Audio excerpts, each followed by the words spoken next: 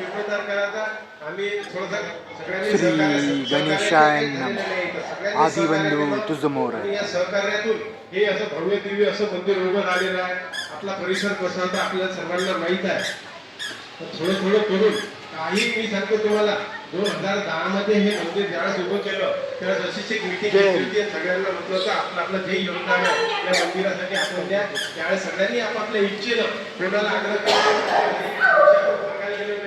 हे त्यांनी इच्छा केली त्यांनी त्यांच्या परिसराला आपण दिलेलं आहे त्याच्यातून ते एवढं मोठं भव्य दिव्य असं मंदिर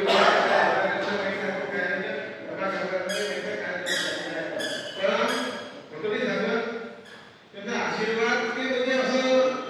शक्य नव्हतं अशी गोष्ट ते शक्य झाली गणेश आज तुम्ही एका काम केलं करत आहे कशी बोलली खूप कोणी आपल्या सगळ्यांच्या आशीर्वादाने काही असं मंदिर उभं केलं आहे त्याच्यानंतर आम्ही मंदिराचं एक घरचा जीर्णोद्धार त्याच सुरू केला त्याच्यानंतर आपल्या मंदिरात पाहिला आपण हे गेला आणि संस्थेला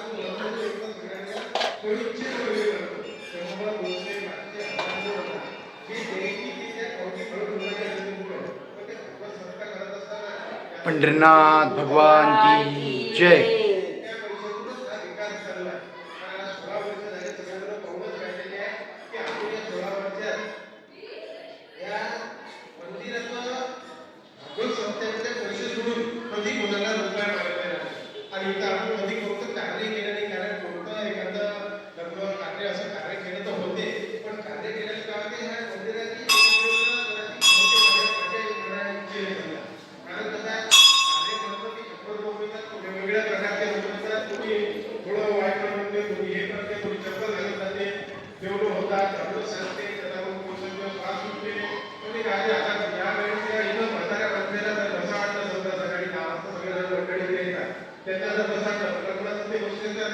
संध्याकाळी 5 वाजता सगळीकडे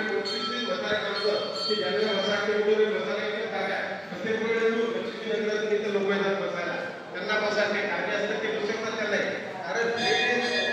मंदिर आहे बघा ही जागा आहे या लोकांच्या उपयोगात आली पाहिजे याच्यापासून आपला पैसे कमायचा कधीच उद्देश नव्हता तो उद्देश कधीच राहणार नाही आहे आपल्याला बस हेच आपलं जे सहकार्य आहे ही सहकार्य आपण असं मागणी अशी आपली नेहमी सो इच्छा कधीच कोणाला कोणता आग्रह नाही त्या पांडुरंगाच्या आशीर्वादानं हनुमंताच्या आशीर्वादानं खरोखर कधी कमी नाही पडलं दिवसातून वर्षातून इथं इतके भंडारे होतात त्या भंडाऱ्यात इथं कधीच कमी नाही पडलं जे शिदोरी काला असते लोक भरून डबे आणतात 50 जणांचे डबे आणले तरी 200 लोक घेऊन जातात 200 लोक घेऊन गेल्यावरही ज्याने डबे आणले त्याने डबा भरूनही गेला तरी इथं कमी पडत नाही इतकं पांडुरंगाची महिमा आहे त्याच्यामुळे कधी कुणाला पैसे मागायची गरज पडली नाही जे दिलं त्या सहकार्यातूनच एवढं मोठं सगळ्यांच्या सहकार्यानं कोणाचे 50 रुपये का असे ना पण या सगळ्यांच्या सहकार्याने हे मंदिर इथं आपल्यासमोर उभं राहिलेलं आहे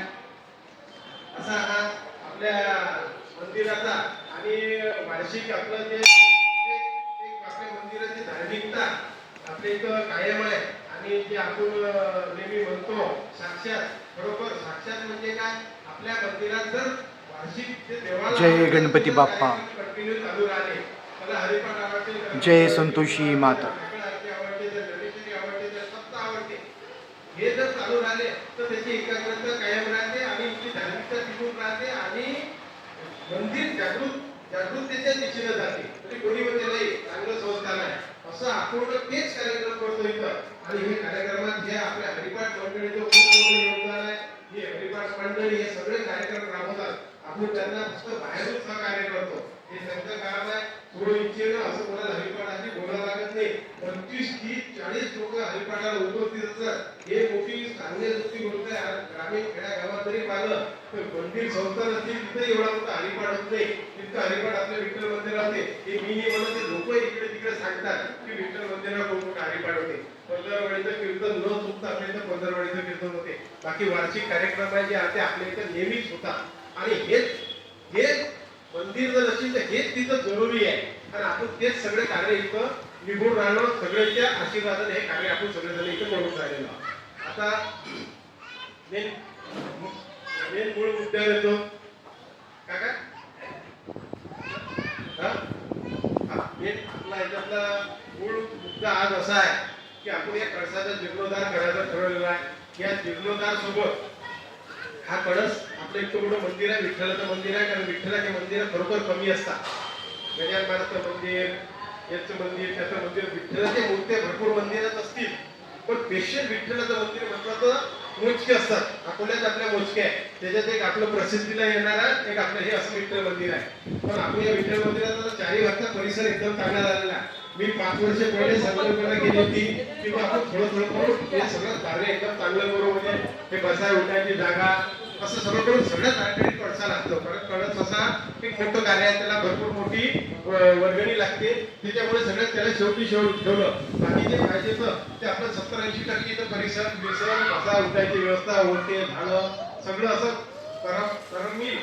आणि प्रसन्न वातावरण राहील अशी परिस्थिती इथं तयार झालेली आहे. आता एकच एक कळसाचा जीर्णोद्धार राहिला. तर आता हे इकडूनही पाहिलं तर कळस दिसत नाही, तिकडून मार्केटमध्ये कळस दिसत नाही, तिकडूनही रोडवर कळस दिसत नाही. तर हा कळस अशा रूपात करायचं हे सगळं ठरवलेलं आहे. याचं रूप आणि याचं रूप थोडं वेगळं राहील. त्याला म्हणजे त्याच्या संतांच्या मूर्त्या येतील त्याच्यावर त्या कळसाच्या, तर तो कळस तसा करण्याचा